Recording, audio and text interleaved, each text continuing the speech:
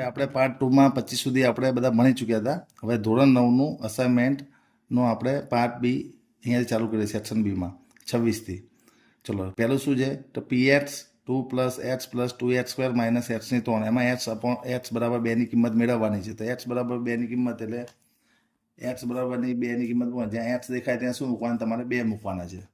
તો એક્સની જગ્યા 2 મૂક્યા, અહીંયા એક્સની જગ્યા 2 મૂક્યા, અહીંયા પણ 2 મૂક્યા. તો 2 પ્લસ 2 4 થયા. 2નો વર્ગ શું થાય 4, 4 દુ 8. તો અહીંયા કેટલા આવ્યા 8. 2નો ઘન, 2નો ઘન એટલે 2 ગુણ્યા 2 ગુણ્યા 2 એટલે કેટલા થાય 8. 8માંથી 8 જાય તો આનું મૂલ્ય શું થશે 0. 4 પ્લસ 0 એટલે શું આવે 4. તો આનો જવાબ શું આવ્યો 4 આવ્યો. બરાબર. હવે એના પછી 27માં જોઈએ. 5 પ્લસ 2√6 અને 5 માઇનસ 2√6 છેદનું સમીકરણ કરો. છેદમાં માઇનસ હોય તો આપણે કેટલા વડે ગુણવાનું પ્લસ વડે. તો ઉપર નીચે 5 પ્લસ 2√6 વડે ગુણીશું. હવે ઉપર 5 પ્લસ 2√6 હતા અને 5 પ્લસ 2√6 વડે ગુણ્યા તો આનો શું થઈ ગયો સ્ક્વેર થઈ ગયો. બરાબર. જેમ કે a પ્લસ બી હોય ને a પ્લસ બી હોય તો a પ્લસ બીનો શું લખાય સ્ક્વેર લખાય ને. બસ એ રીતે આપણે લખેલું છે આનું. હવે આનું વિસ્તરણ કેવી રીતે થશે a² વત્તા 2ab પ્લસ b² પ્રમાણે વિસ્તરણ કરવાનું.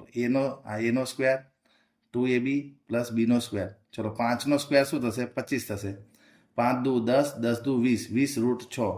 હવે આમાં વર્ગ કેવી રીતે કરવાનો 2નો વર્ગ 4 થાય. 2નો વર્ગ શું થશે 4 થશે. √6નો વર્ગ શું થશે 6.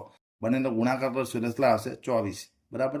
એ જ રીતે નીચે 5નો વર્ગ શું થશે 25 અને 2√6નો વર્ગ હમણાં કર્યો 24. 25માં 24 જાય તો શું આવે 1. હવે આ 25 અને 24નો સરવાળો કરશો એટલે શું આવશે 49 અને 20√6. તો આ તમારો પહેલો 27નો 49 20√6. હવે 28માં જોઈએ. જેમાં ખૂણો a 90 હોય ab બરાબર ac હોય તેવા કાટકોણ ત્રિકોણ abc છે તો b અને c શોધો. એટલે આમાં ત્રિકોણના 3 ખૂણા પૈકી એક ખૂણો આપેલો છે અને બે બાજુ સમાન આપેલી છે અને ખૂણો b અને ખૂણો c શોધવાનું કીધેલું છે. તો શું કરવાનું ખૂણો a 90 આપેલો છે આપણને અહીંયા 90 આપેલો છે અને આ બે બાજુઓ સમાન આપેલી છે. આ બે બાજુ સમાન આપી તો પ્રમેય મુજબ આ બંને ખૂણા શું થાય સમાન. તો આ બે ખૂણા સમાન હોય તો એ બે ખૂણાના માપ આપણે ધારી લીધા. શું ધારી લીધા b બરાબર c છે તો c ની જગ્યાએ આપણે શું લખવાનું છે આપણે b લખવાનું છે. તો a વત્તા b વત્તા c બરાબર 180. તો ત્રિકોણના 3 ખૂણાનો સરવાળો શું થાય 180. એમાં c ની જગ્યાએ આપણે શું લખી દીધું b જે આપણે મેળવેલું છે. b વત્તા b એટલે 2 વાર આવ્યા b. 90 ને સામે લઈ ગયા 180માંથી 90 જાય તો 90 વધે. 90 ને 2 વડે ભાગો એટલે 45. એટલે જો b 45 થાય તો c પણ શું થશે 45. બરાબર. હવે જોઈએ 29મો દાખલો. કિંમત શોધવાના છે. 361 કોનો વર્ગ છે 19નો અને 343 કોનો ઘન છે તો 7નો. બસ એ પ્રમાણે અહીંયા આપણે કરવાનું છે. 361 એટલે 19નો વર્ગ અને વર્ગમૂળ જતા રહેશે 2 ઉડી જશે તો 19 જવાબ આવશે. આ 343 કોનો ઘન છે 7નો ઘન. એવું ના આવડે તો 343 ના રીતે હવે પાડશો ને 7 ભાગશો એટલે 49, 7 ભાગશો એટલે 7 અને 7 1 એટલે 343 એટલે શું થયું 7નો ઘન ને 3 3 ઉડી જાય એટલે 7 જવાબ આવશે. હવે નીચેના પ્રશ્નોના જવાબ જુઓ. -1 અને 0 કયા અક્ષ પર હોય.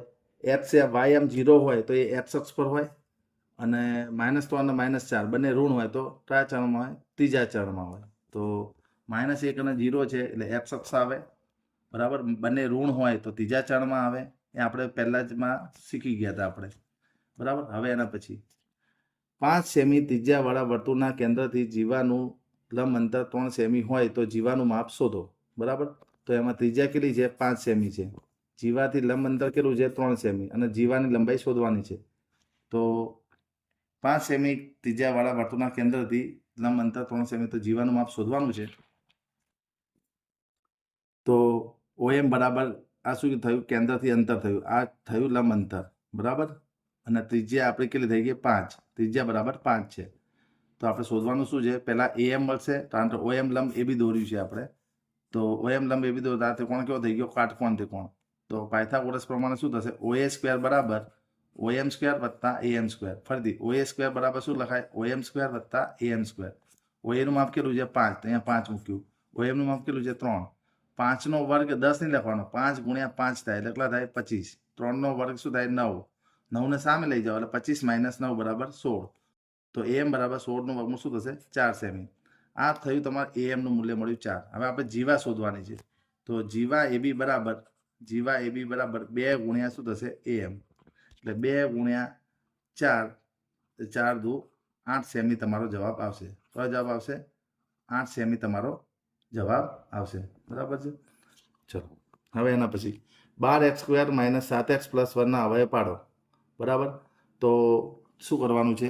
ભાગલા પાડવા પડશે, કારણ કે વર્ગ નથી એટલે ભાગલા પાડવાના. 12ના એવા અવયવ પાડો, 12 × 12, 12ના એવા અવયવ પાડો તો સરવાળો 7 થાય. 4 × 3 = 12, 4 ને 3 = 7. અહીંયા માઇનસ હોય તો બંને નિશાની શું મૂકવાની? માઇનસ મૂકવાની. બરાબર, હવે આમાંથી 12x² - 4x - 3x અને +1, આમાંથી સામાન્ય શું આવશે? 4x સામાન્ય આવશે. તો વધશે શું? 3x - 1. આમાંથી માઇનસ સામાન લઈએ તો માઇનસનું પ્લસ અને પ્લસનું શું થશે? માઇનસ. બંનેમાંથી 3x - 1 સામાન લઈ લો એટલે શું વધે? 4x - 1. તો હવે શું પડે? 3x - 1 અને 4x - 1. ચલો હવે 33મો દાખલો જુઓ. ત્રાસી ઊંચાઈ એટલે તમને L આપેલું છે, ત્રિજ્યા એટલે તમને R આપેલું છે. શંકુનું કુલ પૃષ્ઠફળ એટલે πr કૌંસમાં L + R સૂત્ર લેવાનું રહેશે. બરાબર, ત્રાસી ઊંચાઈ એટલે L કહેવાય. ઊંચાઈ લખ્યું તો H સમજવાનું, ત્રાસી ઊંચાઈ એટલે L, ત્રિજ્યા R. ચલો, શંકુનું કુલ પૃષ્ઠફળ πr કૌંસમાં L + R. પાઈની કિંમત 22/7, R એટલે 7, L એટલે 21 અને R એટલે 7. 7 7 ઉડી ગયા. 21 ને 7 28, 22 × 28 કરો એટલે કેટલા આવશે? 616 મીટર સ્ક્વેર. બરાબર છે. ચલો હવે 34મો જોઈએ આપણે. 34માં છે યોગ્ય નિત્યસમનો ઉપયોગ કરીને ગુણાકાર કરો. હવે આનો આપણે હોલ સ્ક્વેરનું વિસ્તરણ કરવાનું છે. આનું સૂત્ર આ પ્રમાણે આવશે: a + b + c no whole square હોય તો શું લખાય? a² + b² + c² 2ab + 2bc અને 2ca પ્રમાણે સૂત્ર લેવાનું. તો આ a સમજવાનું, આ b સમજવાનું, આ c સમજવાનું. તો a² b² અને c² 2ab 2bc અને 2ca પ્રમાણે કર્યું. ચલો આનો વર્ગ શું થાય? a² એટલે a², 4 નો વર્ગ 16, -b² b², 2 નો વર્ગ 4, 1 નો વર્ગ 1. હવે ઉડી ગયા તો -ab/4 આવે. આનો -b આવે, a ના છેદમાં શું આવશે? 2. બરાબર છે. તો આ તમારો થઈ ગયો ફાઇનલ જવાબ.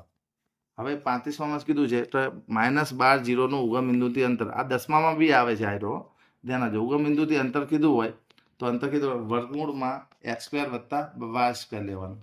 ચલો, -12નો વર્ગ અને 0નો વર્ગ. -12નો વર્ગ શું થાય? 144. 144 નું વર્ગમૂળ શું થાય? 12. તો 12 એકમ. બરાબર. હવે ઉગમ બિંદુથી અંતર કીધું હોય એટલે ડાયરેક્ટ જવાબ લખવો હોય તો તમારે જો એક તો 0 છે તો -12 એકમ છે તો અંતર હંમેશા ધન હોય તો અહીંયા સીધો ડાયરેક્ટ તમે અહીંયાથી 12 લખી શકો. MCQમાં પૂછ્યો હોય તો ડાયરેક્ટ લખી શકો અહીંયાથી. બરાબર છે. નહીં તો આ સૂત્રની મદદથી બી લઈ શકો જવાબ. ચલો 36મો. A4 3માં ભુજ અને કોટી શું છે? તો ભુજ 4 છે અને કોટી શું છે? 3 છે. બરાબર છે. બીજું, યામ સમતલમાં બે રેખાઓ છેદે તેને શું કહેવાય? ઉગમ બિંદુ કહેવાય. શું કહેવાય? ઉગમ બિંદુ. બરાબર, આ તો બે રેખાઓ છે x અક્ષ અને y અક્ષ, જ્યાં છેદે આને કહેવાય ઉગમ બિંદુ. ઉગમ બિંદુનો યામ હંમેશા 0 0 હોય. બરાબર છે. ચલો હવે 37